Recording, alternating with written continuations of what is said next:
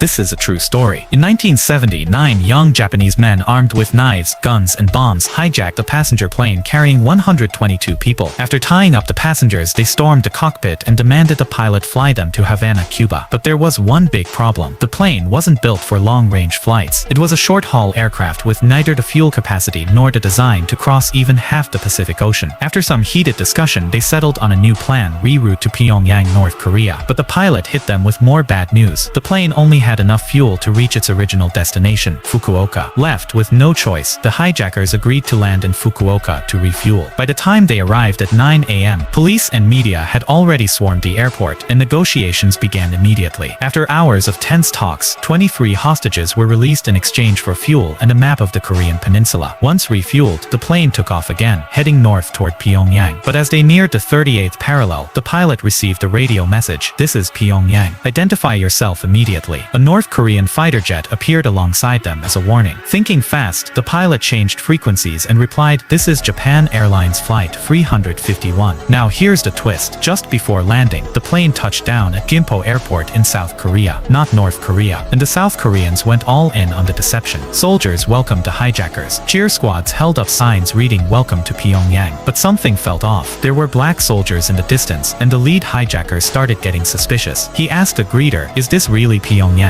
He demanded proof. "What's North Korea's 5-year plan? Show me a picture of Kim Il-sung." No one had answers. The hijackers refused to leave the plane. After hours of confusion, South Korean officials admitted the truth. This was all part of an elaborate hoax. The radio call, the fighter jet, the entire airport setup, all fake. The standoff dragged on for 3 more days. Then, on April 3rd, Japanese official Shinjiro Yamamura volunteered to take the place of the remaining hostages. The hijackers agreed, releasing all remaining passengers and 4 flight attendants. At 6:05 p.m., the plane finally took off again, this time for real, and crossed the 38th parallel into North Korean airspace. At 7:21 p.m., it landed safely at Mirim Airport in Pyongyang. But the surprises weren't over. North Korean authorities demanded the hijackers surrender their weapons, only to discover that every gun, bomb, and knife was a fake. The remaining hostages were allowed to return home safely. As for the 9 hijackers, they were granted asylum and remained in North Korea.